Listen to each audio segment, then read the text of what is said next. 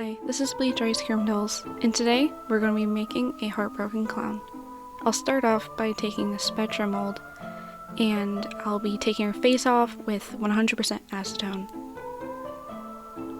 This is a commission that I was given by Spiral Dog on Instagram. I recorded this in a weird way because I hadn't gotten my equipment in for recording videos until the day after. So after taking the face paint off, it'll go to the better way of a video format. So I'll start off this face up with a more doughy, more complex face, and I give her more sad, droopy eyes.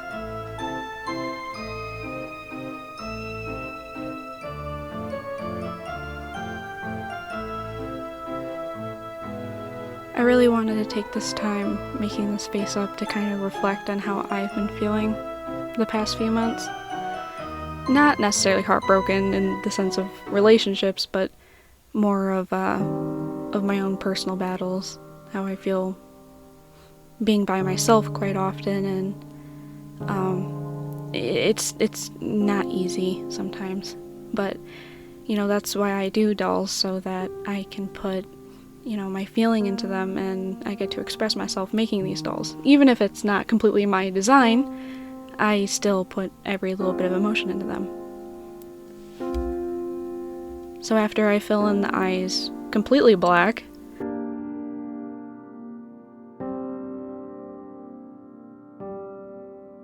I start working on her makeup, as one of the eyes has triangles on it and the other is a giant heart.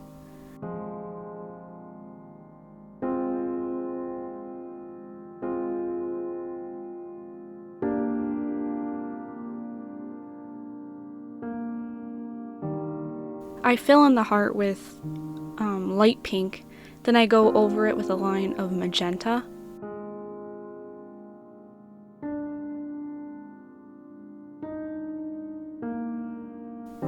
And then I start using the lighter pink to kind of blend them together with my Prismacolor.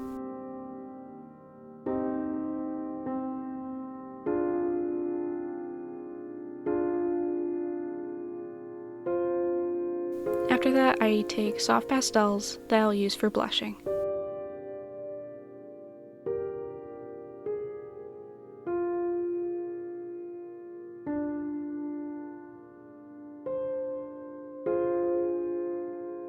I define and blush her lips. I start defining her ears, and after I do that, I blush them.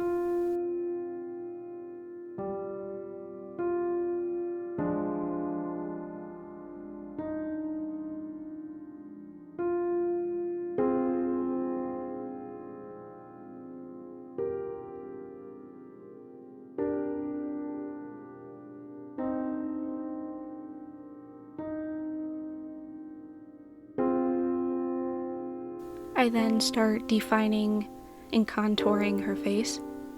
I didn't want to overdo it because I wanted it to still appear that she was wearing maybe white face paint. And then I blush her nose. And although there's going to be a clown nose put on, I wanted you to be able to tell that maybe she was crying and her nose was all flushed, and that's what you could see from under the giant clown nose we put on her. I then blush her forehead, and I start giving her eyelashes.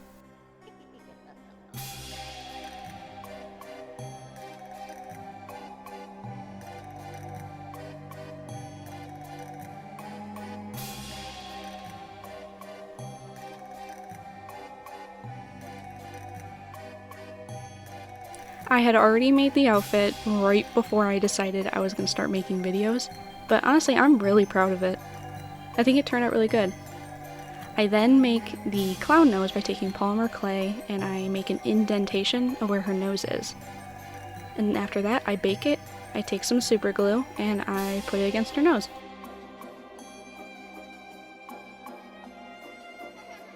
Voila! After that, I take this very pretty nail polish that I had that I didn't realize I had, and I put on her nose, her eyes, and her makeup. Which I actually ended up using it on myself, and I hadn't worn nail polish in years.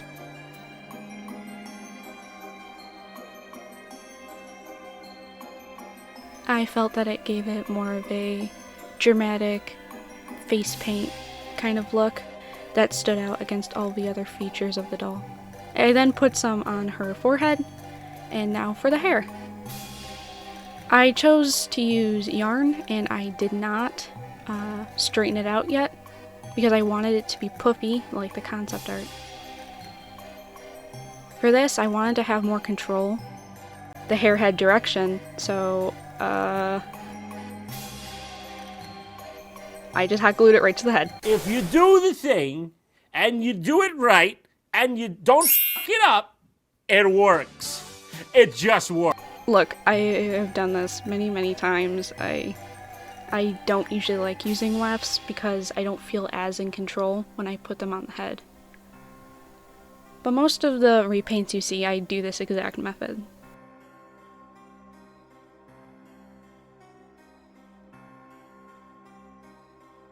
And after we're done, she has a big, fluffy head.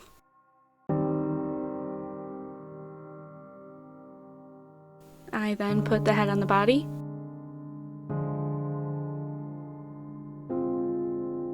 And I think it looks very nice.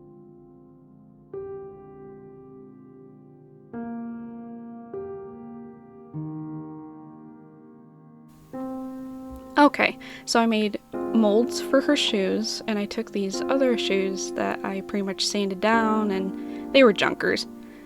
And I took this Halloween makeup that I saw that was on sale, and I'm using my 2-part non-toxic resin, and I'll be mixing it in.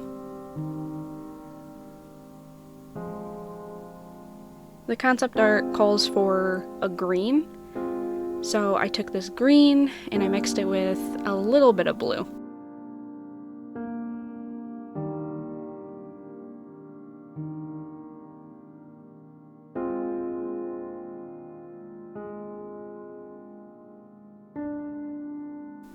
And at that point I realized it was still a little too transparent, so I put a little bit more in and I mixed it.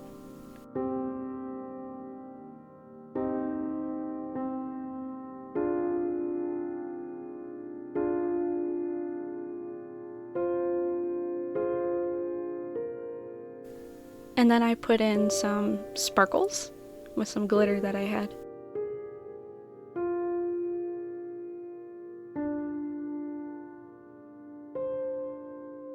Now into the molds.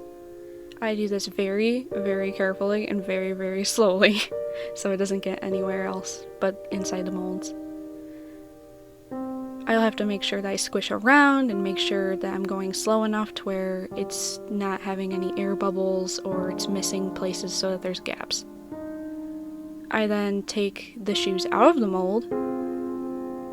This is my first time using them, and honestly I'm quite proud of the molds I made. I can just keep reusing these.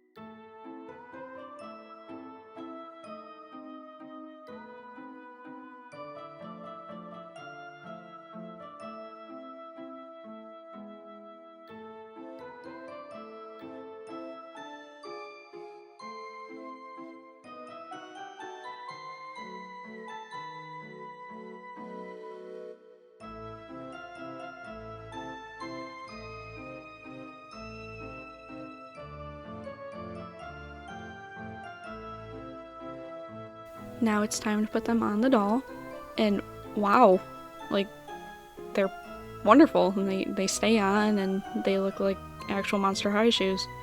I mean, if I wanted to, I could have decorated them, but I mean, I wanted all green to stay with the theme. Then I make her claw arms.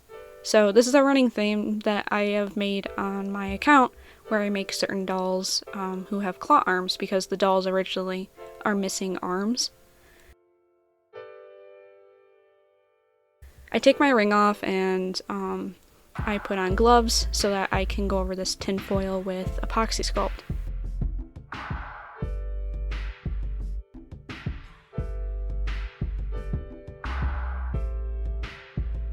I mix it together and then I start putting it onto the form of the arm. And I make sure that both of them match before I finish, and I let them both harden. After which, I start working on her little hat, and I put little hearts and little broken hearts all over it with white paint. And I ended up losing the footage of it, but I made a cute little pearl ball that was made out of polymer clay, and I used the nail polish that I had used on her face. I then nailed down her hat onto her head with these super duper tiny little pins, so you can barely see them. But make sure that, like, if maybe the buyer wants to take the hat off, they can take the hat off.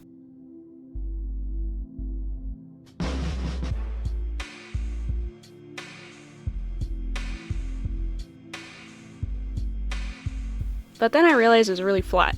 So I took some fluff from another undone weft and I shoved it into the hat.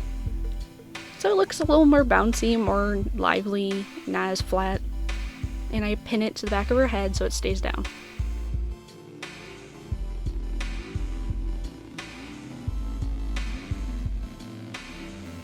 I then take her arms that had a whole day of drying and I completely sand them so that they're completely smooth.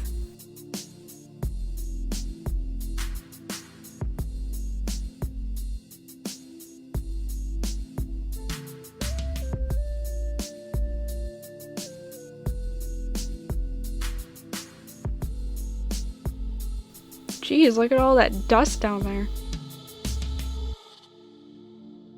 Anyways, I start working on her claws, which I make out of polymer clay.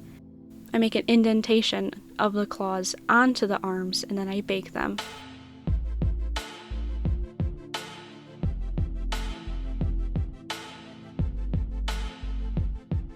I make little puffy shapes on the wrist. They're supposed to look like puffy cuffs, but I realized I wouldn't completely get the shape I was looking for if I just used cotton, so I made little shapes. Later, I put actual cotton onto them so that they have a long-lasting puffy shape.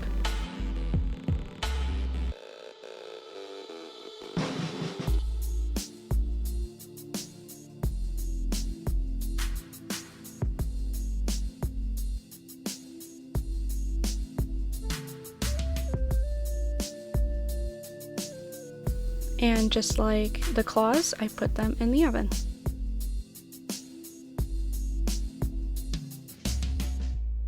I then super glue the claws onto the hand.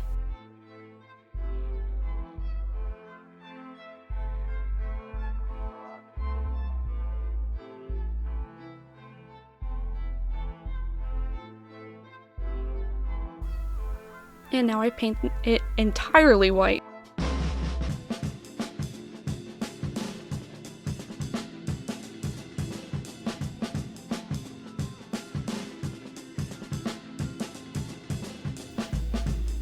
As I continue recording and trying to make this video, I start realizing new ways to make my phone camera sit a certain way to where it starts looking better. So hopefully in future videos it'll look better. After that, I glue the arms onto her with super glue. I use gel and liquid. And after that, I take masking tape and make stripes in her arms and paint the entire part of the arm white above the fluff.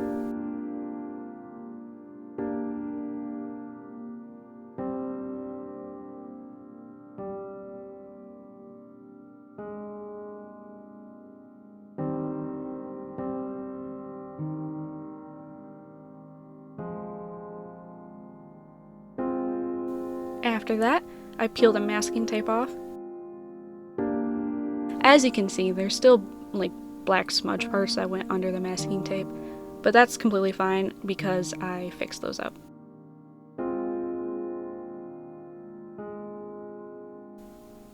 After that, I put Elmer's glue onto the puffs that I sculpted, and I put actual pieces of cotton on so it looks like it's just cotton sleeves.